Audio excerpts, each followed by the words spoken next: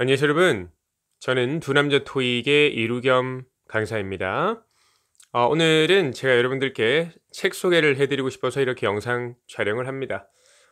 제가 그동안 책 소개를 여러분들께 많이 해드리고 싶었는데 어떻게 책을 소개할까에 대한 확신이 서지 않아서 고민을 좀 하고 있다가 제가 자주 시청하는 유튜브인 책한민국이라는 분이 운영하는 책 리뷰 관련 유튜브가 있습니다. 그 유튜브에서 영감을 얻어서 이렇게 촬영을 합니다. 오늘 제가 소개해드릴 책은 심리학 책이고요. 고독이라는 무기입니다. 지은이는 에노모토 히로야키고요. 저는 리디북스라고 하는 이북으로 읽었습니다. 표지에 이렇게 적혀 있습니다. 속도와 경쟁이 우리에게서 빼앗아간 고독이라는 무기입니다. 지은이는 에노모토 히로야키고요. 인간과 사회의 아픔을 위로하는 심리학 강연으로 유명한 일본의 심리학자입니다. 현재 MP 인간과학연구소 대표고요. 1955년 도쿄에서 태어났습니다. 도쿄대학 교육심리학과를 졸업하고 도시바 시장조사과에서 근무한 후 도쿄 도립대학 대학원 심리학 전공 박사 과정을 밟았다라고 하네요. 차례를 읽어드리겠습니다. 전체 다 읽지 않고요. 큰 타이틀들만 좀 읽어드리도록 할게요.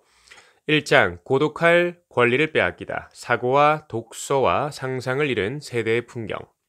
2장 생각의 속도가 우선일까? 생각의 깊이가 우선일까? 좋아요에 목숨 거는 사람들. 3장 하루 종일 소통을 강요하는 사회. 관계에 중독된 사람들이 겪는 만성 피로감. 4장 혼자 있는 시간의 힘을 되찾자. 나와 마주하는 고독의 시간을 찾아서. 5장 창조는 고독을 관통한다. 시간을 낭비할 수 있는 마음의 여유에 대하여. 영국에서는 고독으로 인해 고통받는 사람들을 지원하기 위해 고독부 장관 Minister for Loneliness라는 직책까지 등장했고 오늘날 일본에서는 고독사가 심각한 사회 문제로 대두되고 있다. 무엇보다 이러한 일련의 일들로 인해 고독을 부정적으로 생각하는 사람이 늘어난 것이 사실이다. 하지만 고독이란 것이 이토록 꺼리고 외면해야만 하는 것일까? 나는 고독에서 도망치려는 최근의 사회의 분위기에 상당히 위화감을 느낀다. 물론 고독에는 외롭고 쓸쓸한 측면도 있지만 풍요로운 고독이나 창조적인 고독도 있는 만큼 고독에 깃든 장점에도 눈을 돌려야 하지 않을까? 나는 심리학자로서 대학에서 만난 학생들이나 많은 사람들을 접하는 과정을 통해 많은 사람이 고독을 두려워해 혼자 있는 시간을 제대로 활용하지 못한다는 생각에 이르렀다. 또한 나는 심리학 분야 중 자기 계시, 자신에 관한 정보를 상대에게 전하는 것, 연구자이기도 해 마음을 터놓을 수 있는 친밀한 존재가 심신의 건강을 위해서도 매우 중요하다는 데이터를 수없이 봐왔다. 물론 친밀한 상대와의 유대가 부족하면 심신이 피폐해지는 것은 확실하다. 하지만 이를 달리 생각하면 진정한 유대는 단 한 사람만 있어도 충분하다는 의미이기도 하다. 무엇보다 중요한 것은 자신과 연관된 사람의 수가 아니라 관계의 질이다. 친밀한 상대와의 유대가 부족하면 심신이 피폐해지는 것은 확실하다. 이 부분을 읽으면서 저는 뭘 떠올렸냐면 조단 피터슨이라는 분이 쓴 책 중에 12가지 인생의 법칙이라는 책이 있습니다. 제 개인적으로 인생책이라고 꼽는 건데 거기에 그런 내용이 나옵니다. 사람은 자기 얘기를 들어줄 사람이 없으면 뇌가 망가진다라고 하는 건데 결과적으로 누군가에게 얘기를 하고 그 얘기를 들어줄 사람이 분명히 필요하긴 한 것 같습니다. 그런데 이분이 강조하는 것은 그렇게 많은 사람이 꼭 필요한 것은 아니다라는 얘기인 것 같아요. SNS를 하는 사람들은 자신의 지인이 어떤 글과 사진을 올리는지 몹시 궁금해한다. 예전에는 눈앞에 없는 지인의 일은 신경 쓰지 않아도 그만이었지만 지금은 혼자 전철을 타고 이동할 때조차 인터넷에서 만날 수 있는 얕은 유대 관계에서 해방되지 못하는 사람이 많다. 혹시 자신의 지인이 중요한 정보를 흘리지는 않았는지, 엄청 재미있는 글이 올라오지는 않았는지, 끊임없이 신경을 쓰고 궁금해하며 별다른 목적도 없이 무의식 중에 SNS를 열어본다. FOMO, Fear of Missing Out 이라고 불리는 이러한 고립 공포감은 최근 사회적으로 큰 문제가 되고 있다. SNS는 메시지가 오는 즉시 댓글을 달아줘야 한다. 댓글이 없으면 상대방은 자기가 무시당했다고 생각할 수 있다. 요즘 사람들이 읽음 표시에 집착하는 이유도 누군가에게 무시당하고 싶지 않은 심리 때문이다. 여기에 독서에 관련된 내용이 나옵니다. 독서에 관련된 일본 데이터를 토대로 말씀을 드리면은 수입이 높을수록 책을 많이 읽는다라고 하는 것이 일본의 통계라고 합니다. 미국에도 아마 비슷한 통계가 있는 걸로 알고 있습니다. 한편 미국 유학 경험이 있는 사람은 반드시라고 해도 좋을 만큼 미국 대학생들이 학기 중에 아르바이트할 여유도 없이 오로지 공부에만 몰두하는 모습에 놀랐다라고 말한다. 대학 4년 동안의 독서량에 대해 이야기하면서 미국 대학생은 평균 400권인데 비해 일본 대학생은 고작 40권에 불과하다고 비판하는 사람도 있다. 저도 이제 많은 학생들을 상대하는 직업을 가지고 있고 독서에 관해서도 수업 때 한 번씩 얘기하긴 하는데 책을 사실 많이 읽기가 어려운 분위기인 것 같기는 합니다. 특히나 요즘 유튜브라고 하는 아주 획기적이라고 하는 표현이 좀 웃기긴 한데 어쨌든 동영상으로 많은 정보를 얻을 수 있는 시대가 도래하다 보니까 책을 읽기보다는 동영상으로 정보를 얻으려는 경향이 있는 것 같습니다. 책을 읽는 것은 살아가는데 큰 무기가 된다. 책을 읽고 스스로 생각함으로써 사적으로나 업무적으로나 필요한 사고력을 익힐 수 있는 강력한 힘을 지닐 수 있다. 이 부분이 참 중요한 포인트인 것 같습니다. 동영상이라고 하는 것은 일방적으로 정보가 전달되는 것을 여러분들이 그냥 받는 거죠. 근데 책이라고 하는 것은 여러분들이 속도를 조절할 수 있기 때문에 읽으면서 중간중간 생각도 하고 하면서 여러분들의 사고력을 넓힐 수 있는 기회가 되기는 합니다. 검색 없이는 하루도 살 수 없어요.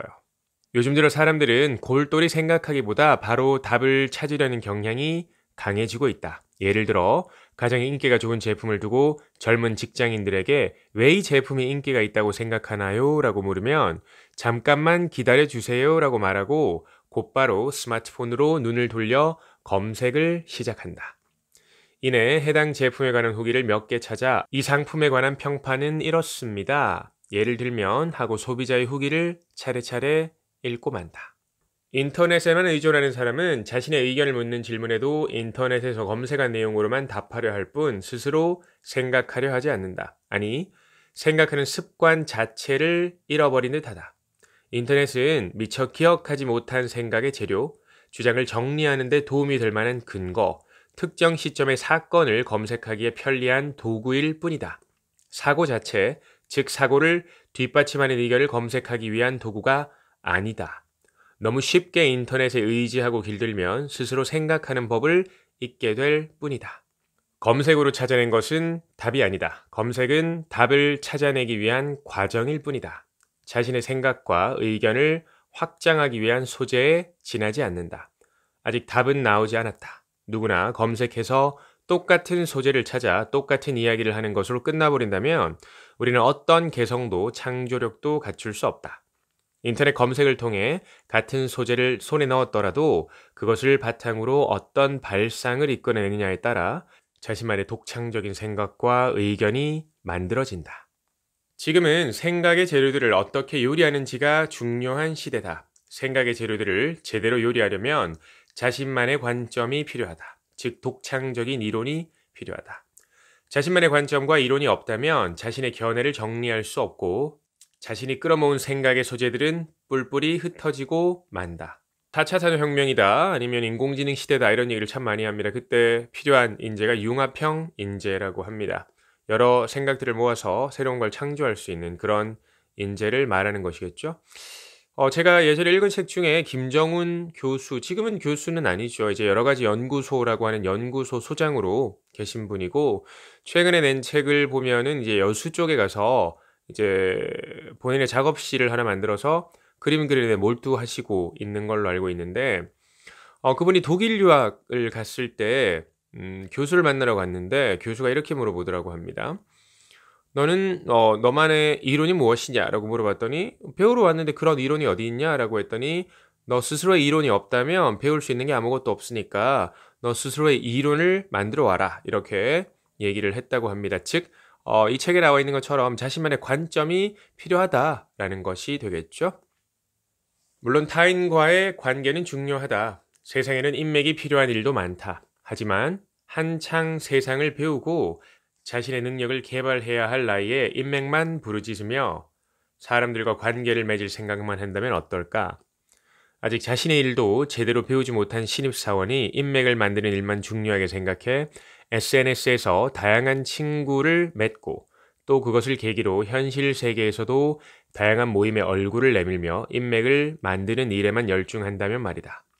또 사회에 첫 발을 내딛지도 않은 대학생이 미래를 위해 인맥을 넓혀야 한다고 공공연히 떠들고 다니면서 SNS에서 친구를 맺고 그 중에서 자신에게 도움이 될 만한 사람만 만나고 다닌다면 말이다. 물론 일을 잘하는 사람이 훌륭한 인맥을 갖고 있다는 말에는 일리가 있다. 하지만 그 인맥은 자신이 속한 분야에서 꾸준히 실력을 쌓고 재능을 발휘하며 서서히 두각을 나타내면서 구축해온 결과물이다. 다시 말해 일을 잘하는 사람은 자신이 꼭 해야 할 일에 몰입하느라 인맥을 만드는데 연연하지 않아도 자신의 훌륭한 실력과 재능을 발휘함으로써 저절로 인맥을 형성한다. 저도 이런 생각을 가지고 있습니다. 스스로의 분야에서 열심히 해 나가다 보면은 인맥이라는 건 자연스럽게 형성된다라고 생각을 합니다. 인맥이라고 하는 것은 사실 기브 앤 테이크를 기반으로 한 관계잖아요. 그래서 내가 줄 게 있어야만 나도 그 사람의 인맥이 될 수 있다라는 겁니다. 그래서 내가 가진 게 아무것도 없다면, 즉 내가 내 분야에서 뭔가 성공적인 커리어를 쌓아가고 있지 않다면 내가 그 사람의 인맥이 되기는 쉽지 않겠죠. 젊은 시절에는 인맥에만 연연하기보다 자신의 내공을 쌓는 게 우선이다. 그러기 위해선 자신에게 주어진 일부터 잘 완수할 수 있도록 전력을 다해야 한다. 더 능률적으로, 더 정확하게, 더 완성도 높게, 더 매력적으로 말이다. 더닝크루거 효과라는 게 있습니다. 더닝크루거 효과는 능력이 낮은 사람일수록 자신의 능력을 과대평가하고 능력이 높은 사람일수록 오히려 자신을 과소평가하는 경향이 있다라고 합니다. 이걸 다르게 얘기하면은 메타인지가 부족하다라고 하는 건데, 제가 수업 때도 메타인지라는 얘기를 몇 번 합니다. 메타인지는 스스로가 스스로의 능력을 정확하게 깨닫는 것이라고 보면 됩니다. 뭐 이게 능력적인 부분이 될 수도 있고요. 어쨌든 스스로를 잘 아는 것이 되게 중요한 건데, 예를 들어 그런 겁니다. 뭐 단어를 가지고 얘기를 해보면은, 예를 들어 200개의 단어가 있고 이 200개의 단어 중에 1시간 동안에 네가 몇 개를 배울 수 있겠니? 라고 물어보면은 학습 능력이 뛰어난 학생들, 그러니까 공부를 오래 해오고 공부를 잘하는 학생들은 보통 본인이 얘기하는 것과 비슷하게 실제로 외우거나 아니면 그거보다 조금 더 많이 외우는 경향이 있습니다. 그런데 공부를 오히려 못하고 공부를 오래 안 해본 학생들일수록 본인의 능력을 과대평가해서 나는 뭐 예를 들어 200개 중에 100 몇 개는 외울 수 있을 것 같아요 라고 하지만 결과적으로는 그보다 훨씬 더 적은 수의 단어를 외우는 걸 볼 수 있거든요. 그래서 학습을 위해서 정말 중요한 것은 메타인지다라는 겁니다. 본인이 본인을 정확하게 아는 것이 중요하다라는 것이죠. 저자는 SNS에서 좋아요를 받기 위한 노력에 관해 이렇게 얘기를 합니다.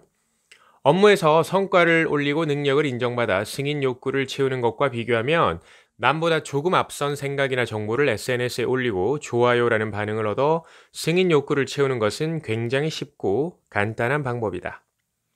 아무리 좋아요로 승인 욕구를 채운다고 해도 실제 업무에서 성과를 내어 승인 욕구를 채우는 것만큼 현실의 일이나 생활에 영향을 주지 못한다. 그저 얕은 자기에만 만족시킬 뿐 왠지 모를 허무함만 남는다.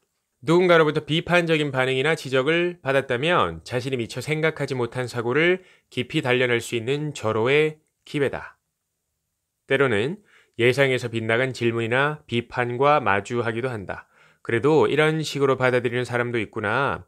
사람에 따라 이해 틀이 참 다르구나. 오해하지 않게 더 신중하게 표현해야겠다와 같은 깨달음을 얻을 수도 있습니다. 결론적으로 스스로 발전을 시키려면 무엇보다 스스로 수신력을 높일 필요가 있다. 상대가 무엇을 말하고자 하는지, 왜 그런 식으로 생각하는지 그 의도나 동기를 읽어내고자 하는 자세로 대응해야 한다.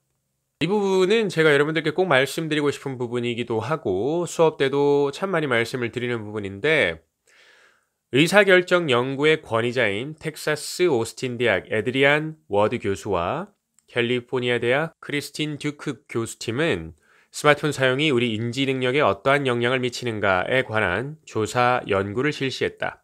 그의 연구에 따르면 스마트폰을 사용하지 않고 그냥 옆에 두는 것만으로 인지 능력이 떨어지는 것이 입증되었다. 첫 번째 실험에서는 수학 문제를 풀면서 무작위의 문자열을 기억하도록 지시했다.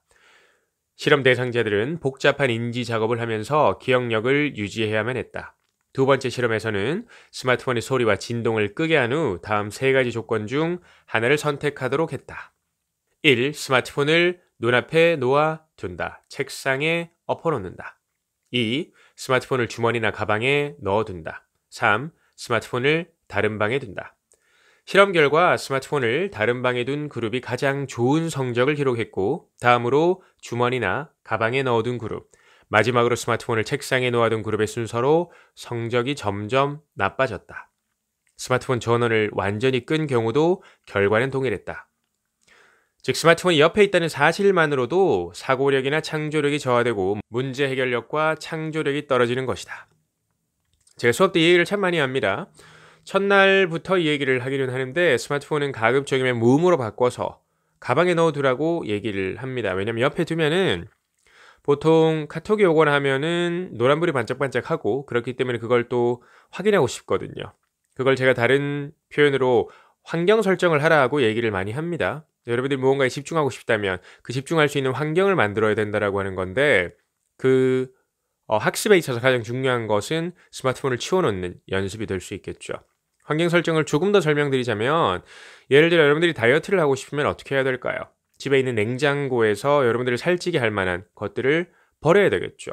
냉장고 문 열 때마다 그런 음식들이 보이는데 그런 유혹을 계속 참아낸다는 게 사실 쉽지 않거든요. 왜? 사람의 의지는 유한 자원이기 때문에. 그래서 그런 환경을 잘 만드셔서 여러분들이 목표하고자 하는 것을 이루는데 조금 더 쉽게 다가갈 수 있도록 하셔야 됩니다.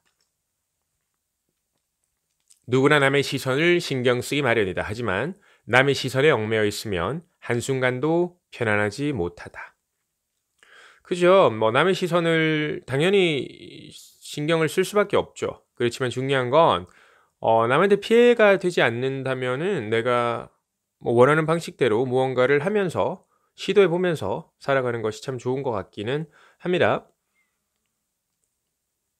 왜 관계 중독에서 벗어나지 못할까? SNS 때문에 피로감을 느끼면서도 스마트폰을 잠시도 내려놓지 못하는 사람들이 많다. 그들은 왜 그토록 타인과 이어지려 하는 것일까? 인생의 시간은 영원하지 않다. 과연 얕은 유대관계에 나의 소중한 시간을 허비할 필요가 있을까? 그러는 동안 인생의 소중한 시간이 순간순간 날아가 버린다. 여행을 갔을 때 여행을 집중하지 못하는 친구를 보고 이런 생각을 했다고 합니다. 남에게 어떻게 보일지만 신경 쓰느라 정작 본인은 그 순간을 제대로 즐기지 못하고 있다는 생각마저 든다. 그런 식이라면 어디를 가든 휴식의 의미가 없다는 생각이 든다. 스마트폰과 SNS에 과도하게 접속된 상태에는 눈앞의 현실에 몰두할 수가 없다. 늘 유대관계의 의존 상태에 있으니 무엇을 해도 집중하지 못하는 심리 상태이기 때문이다. 스마트폰을 사용하기 시작하면서 급격하게 집중력을 잃었다는 사람이 점점 늘고 있다. 스마트폰이나 SNS가 없던 시절에는 학교나 직장을 벗어나 집에 돌아오면 사람들과의 네트워크에서 해방되는 것이 당연했다. 그리고 나머지 시간을 오롯이 혼자 보낼 수 있었다. 학교나 직장의 네트워크가 집에 존재할 수 없었다. 하지만 지금은 집에서도 수시로 친구에게 메시지를 받을 수 있고 SNS에 댓글도 달아야 한다. 친구들의 메시지를 무시하자니 다음날 만날 생각이 찜찜해서 어쩔 수 없이 온라인에 접속을 해야 한다. 또 혹시라도 자신이 놓친 메시지가 있지 않을까 해서 틈만 나면 확인하고 어떻게든 반응해야 한다. 이 책에 나와 있진 않은데 스마트폰을 사용을 많이 하다 보면은 집중력이 많이 떨어진다라는 얘기는 제가 예전에 읽은 책 정확하게 기억이 나지는 않습니다. 그 책에 있었는지는 모르겠는데 생각하지 않는 사람들이라는 책이 있습니다. 그 책은 스마트폰이 우리 뇌에 미치는 악영향에 관해서 나타낸 책인데 그 책에 그런 내용이 있더라고요. 사람의 뇌는 가소성이 있다고 하죠. 변할 수 있다라고 합니다. 그래서 보통 학생들이 문제 풀다가 집중이 잘 안 돼요. 이런 얘기를 많이 하거든요. 그 이유 중에 하나가 스마트폰 사용이라고 보는데 그 책에 이런 내용이 있습니다. 인터넷 기사 같은 걸 많이 읽으시는 분들은 결국 읽다 보면은 T자형으로 읽게 된다라고 하는 거죠. 그러니까 위쪽에 한두 줄만 읽고 쭉 내려서 댓글을 본다거나 하는 건데 결국 T자형이라고 하는 건 윗부분 한두 줄밖에 안 읽는다는 겁니다. 그러니까 집중력의 한계가 한두 줄 정도라는 거예요. 그다음에 이제 유튜브 같은 것들을 많이 하시는데 유튜브는 자극적인 그러니까 여러분들의 뇌를 많이 자극을 합니다. 영상적으로 봤을 때. 그래서 그런 것들에 익숙해지다 보면은 결국 온전히 무언가에 집중한다는 게 쉽지 않다는 거죠. 왜? 뇌는 이미 자극이 있어야만 집중하는 뇌로 변하고 있기 때문입니다. 그래서 제가 수업 때 학생들한테 한 번씩 얘기하는 것 중에 하나가 시험치기 한 일주일 전쯤에는 휴대폰 사용을 조금 줄여봐라 이런 얘기를 하기는 하는데 사실 쉽지는 않죠. 학생들은 젊은 학생들은 이제 자기 전에도 유튜브를 보다가 자는 경우가 많긴 하니까요. 독서의 중요성을 강조하는 이유는 이처럼 단순히 지식이나 교양을 쌓는 것을 넘어 새로운 관점을 받아들이고 시야를 넓힐 수 있기 때문이다. 독서라고 하는 것은 저는 개인적으로는 좋다고 생각을 합니다. 저도 궁금한 게 있거나 하면은 보통 책을 사서 다 읽는 경우도 있지만 그냥 궁금했던 부분만 이렇게 찾아보는 경우도 많이 있긴 하거든요. 어쨌든 내가 궁금해하는 것을 해결하는 데는 책만큼 좋은 게 없다라는 생각이 개인적으로 듭니다. 저는 이 부분을 읽고서 정말 경악을 했습니다. 최근에 대학생들 사이에서 화장실 혼밥이 화제가 된 적이 있다. 혼자 학생 식당에서 밥을 먹는 것은 정승맞아 보이고 자신이 친구도 없는 성격 장애로 보일까봐 식당을 찾지 않는 학생들이 늘고 있다고 한다. 자신이 혼자 밥 먹는 것을 들키고 싶지 않아 도시락을 사다가 화장실에서 식사를 하는 것이 화장실 혼밥이다. 학교 괴담 같은 일이 정말 현실에서 일어나고 있는지 의문이 든다. 저는 냄새에 좀 민감하거든요. 그래서 이게 화장실에서 밥을 먹을 수 있나? 이런 생각을 한번 해봤습니다. 어쨌든 한국은 그래도 혼밥이라고 하는 것이 조금 익숙한 것 같아요. 물론 다들 그런지 모르겠지만 저는 정말 어릴 때부터 혼자 밥 먹는 시간이 참 좋았습니다. 혼자 이렇게 식당 같은 데도 많이 갔었고요. 꽤 오래전부터 식당 같은 데 가서 밥 먹으면서 혼자 생각도 하는 시간을 가질 수도 있었고 해서 혼밥, 전 지금도 혼밥을 매일 하지만 전혀 뭐 혼밥에 대한 부담이 있거나 그러진 않습니다. 생각도 많이 하고 할 수 있으니까요. 외부 자극, 즉 SNS나 아니면은 뭐 휴대폰에 뜨는 각종 그런 알림들이 있죠. 그런 것들에만 반응하게 되면 생각할 틈이 없어지고 상상력을 고갈시켜 창조력이 부족해진다. 수시로 게임을 하거나 친구의 SNS에 댓글을 다는 일에만 집중하는 것처럼 외부 자극에만 즉시 반응하도록 마음을 준비하고 있는 상태에서는 마음의 공백이 사라진다. 또 해야 할 일이 뜻대로 되지 않을 때에도 상상력을 발휘할 틈이 없다. 따라서 외부 자극에 습관적으로 즉시 반응하려는 마음에 주의해야 한다. 무엇보다 아무것도 하지 않아도 되는 시간을 갖는 것이 중요하다. 아무것도 하지 않는 것이 아니라 무엇을 해야 하는 상황으로 내몰리지 않고 무엇을 할지 스스로 자유롭게 결정할 수 있는 시간이 필요하다. 자극에 반응하지 않고 스스로 자극을 만들어내는 습관을 갖도록 의식하자. 저는 그 휴대폰을 항상 무음으로 해놓습니다. 그리고 카톡이나 이런 것들의 알림 또한 다 꺼놨습니다. 그래서 제가 휴대폰을 눌러서 카톡이 왔는지 확인하지 않으면 카톡이 왔는지도 알 수 없도록 해놨습니다. 이게 왜 이렇게 해놨냐면은 사실 카톡 같은 것들이 올 때마다 확인을 하게 되면 시간을 너무 많이 뺏기게 되거든요. 그래서 제가 주도적으로 확인할 수 있도록 이렇게 만들어 놨습니다. 여러분들도 이런 SNS나 카톡 같은 거 시간을 너무 많이 뺏기는 것 같다라고 한다면 저처럼 무음으로 바꿔놓고 알람을 다 꺼놓는 것도 하나의 방법이 될 수 있을 것 같습니다. 혹시 오해할까 봐 말씀드리면 학생들이 질문하는 그 질문방은 카톡이 뜨도록 되어 있습니다. 그러니까 화면이 켜지도록 되어 있습니다. 그래서 그건 답변을 제가 최대한 빠르게 달아드릴 수 있도록 노력하고 있다라는 거 알고 계시기 바랍니다. 자, 마지막으로 이 부분 하나 말씀드리고 마무리하겠습니다. 사람의 행동 패턴 중에 A타입, B타입이 있다고 합니다. A타입은 조금 조급해하는 경향이 있고요. B타입은 조금 느긋한 경향이 있다고 하는데 거의 대부분 A타입인 것 같습니다. A타입 행동 유형관의 설명을 좀 드리도록 할게요. A타입 행동 패턴에서 가장 핵심이 되는 부분은 시간에 대한 절박감이다. 이런 패턴을 가진 사람들은 더 많은 일을 처리하고 더 많은 일에 참여하고 싶다는 생각에 비현실적으로 빡빡한 일정을 세운다. 또 하나의 일을 처리하는 시간을 최소한으로 잡는다. 특별히 급하게 마감을 해야 하는 상황이 아니어도 시간을 낭비하지 않으려고 스스로 엄격하게 마감 기한을 정하고 서둘러 끝내려 한다. 예정보다 일찍 일을 끝마쳐도 여유를 찾지 못한다. 새로운 계획을 앞당겨 세우고 다시 급하게 일을 시작하느라 아무리 일을 끝마쳐도 시간에 대한 절박감에서 벗어나지 못한다. 상식에 사로잡히지 않고 창조적인 일을 하려면 여러 관점에서 생각해보는 시간이 필요하다. 또 일 자체와 직접 관련이 없는 것에 흥미를 갖는 것도 창조력을 키우는 데 도움이 된다. 길을 돌아서 갈 각오로 새로운 가능성을 추구하고 실패할 우려가 있어도 새로운 방법으로 도전해보는 여유 있는 마음도 필요하다. 하지만 A타입 행동 패턴이 몸에 밴 사람은 효율화의 원칙에 얽매여 서둘러 일을 마무리하는 것을 목표로 하므로 여유 있는 마음을 잃기 쉽다. 일을 효율적으로 진행하는 데에만 급급한 사람은 창조적으로 이어지는 여유 있는 마음을 갖도록 더 의식해야 한다. A타입 행동 패턴이 강한 사람은 건강도 염려해야 하지만 창조성 부족도 주의해야 한다. 만약 절반 이상의 항목에 자신이 해당된다면 A타입 행동 패턴의 경향이 상당히 강하다고 볼 수 있다. 1. 일에 집중하면 기분 전환이 잘 되지 않는다. 2. 지나치게 몰두하는 성격 때문에 무엇이든 철저하게 해야 직성이 풀린다. 3. 전혀 급하지 않은 일도 자발적으로 마감 일정을 당기고 철저하게 몰입한다. 4. 가급적 짧은 기간에 최대한 많은 일을 하려고 한다. 5. 무엇이든 빨리 마무리하려고 한다. 6. 늘 심리적으로 긴장한 상태다. 7. 아무 일도 하지 않는 시간이나 날들이 계속되면 죄책감을 느낀다. 8. 휴가 중에도 회사 일이 계속 떠올라 마음이 불편하다. 9. 발언을 마칠 시간이 가까워지면 말이 빨라진다.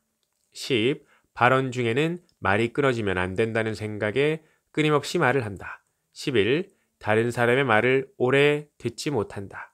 12. 다른 사람이 이야기할 때 재촉하는 듯한 반응을 보인다. 13. 흥미없는 화제를 상대방이 길게 이야기하면 초조해진다. 14. 요점 없는 말투, 같은 말을 반복하는 사람에게 짜증이 난다. 15. 회의를 비롯한 모든 일에 대한 진행 속도에 초조감을 느낀다. 16. 다른 사람이 느리게 일하는 모습을 보면 짜증이 난다. 17. 항상 급하게 움직인다. 18. 특별히 서두를 이유가 없어도 늘 서둘러 걷는다. 19. 에스컬레이터에서 가만히 있지 못하고 움직일 때가 많다. 20. 전철이나 버스가 제 시간에 오지 않으면 초조해진다. 21. 교통체증이 있으면 심하게 초조해진다. 22. 줄을 서서 기다리는 것이 힘들다. 23. 책을 읽을 때도 마음이 급해져서 두꺼운 책을 읽지 못한다. 24. 밥을 먹을 때 빨리 먹는다. 25. 밥 먹는 중에도 일 생각이나 메모를 자주 한다. 26. 화장실에 신문이나 잡지를 가져간다. 27. 회의 중에 다른 작업을 하거나 아침 식사 중에 신문을 읽는 등 동시에 여러 일을 할 때가 많다. 위의 보기 중에 자신에게 해당되는 항목이 많은 사람은 상당히 일을 열심히 하는 사람이다. 하지만 건강 면에서도 창조성 면에서도 위험 요인이 될 수 있으니 주의해야 한다. 그러면서 A타입 행동 패턴에서 벗어나기 위한 효과적인 대책이다라고 하면서 대책을 적어두었습니다. 1. 일을 하다가도 가끔씩 일부러 멈추고 기분을 전환한다. 2. 바쁘게 일할 때 창 너머 풍경을 바라보거나 가볍게 체조를 하는 식으로 짧은 휴식을 자주 취한다. 3. 일이 예정보다 일찍 끝나면 다음 일정을 진행하기보다 여가 시간으로 활용한다. 4. 일과 관계없는 일을 하기 위한 시간을 매일 조금씩 확보한다. 5. 취미를 가진다. 6. 일과 관계없는 독서를 즐긴다. 7. 미술관이나 박물관에서 예술을 즐기고 음악을 듣는 시간을 가진다. 8. 고전을 읽고 느긋한 시간의 흐름에 몸을 맡긴다. 9. 어렸을 때 좋아했던 것들을 떠올려 본다. 10. 사진을 정리하거나 여행 중에 모은 자료를 정리하며 현재 시간을 잠시 멈추어 본다. 11. 일이나 직장과 관계없는 인간관계를 가진다. 12. 소중한 인간관계를 챙기는 시간을 가진다. 13. 어린 시절이나 학창시절 친구와 따뜻한 교류를 한다. 14. 특별히 흥미를 끄는 말이나 도움이 될 만한 말이 아니어도 쓸모없다고 잘라버리지 말고 대화 자체를 즐기려는 마음을 가진다. 15. 눈앞의 일이나 풍경, 사람들에게 관심을 가진다. 16. 편안한 생활 공간 만들기에 힘쓴다. 17. 일터에서도 능률만 추구하지 말고 즐기는 마음으로 내부를 꾸미는 여유를 가진다. 18. 식당에서 줄을 서거나 전철을 기다릴 때 무작정 기다리지 말고 주위 사람이나 풍경을 관찰하거나 공상에 잠기거나 책을 읽는 등 즐거운 시간으로 바꾸도록 노력한다. 현대는 반응이 빠르고 변화에 잘 적응하는 외향적 가치가 중시되지만 사고의 깊이나 풍요로운 발상을 고려한다면 내향의 가치에 더 주목해야 한다. 정신분석의 칼 구스타프 융은 자신에게 관심이 많은 유형과 주변 일에 관심이 많은 유형으로 인간을 분류하면서 내향성과 외향성으로 정의했다. 이 말씀을 드리고 마무리하겠습니다.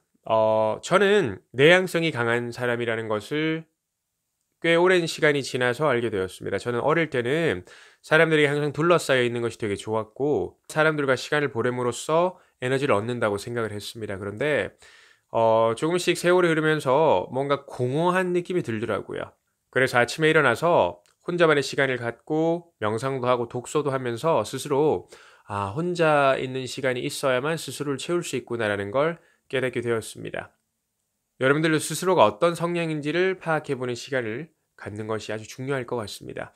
사람들에게 둘러싸여서 에너지를 얻는 타입인지 아니면 혼자만의 시간을 가지면서 에너지를 충전하는 타입인지를 말이죠. 심리학 책 고독이라는 무기 소개해드렸습니다. 바이.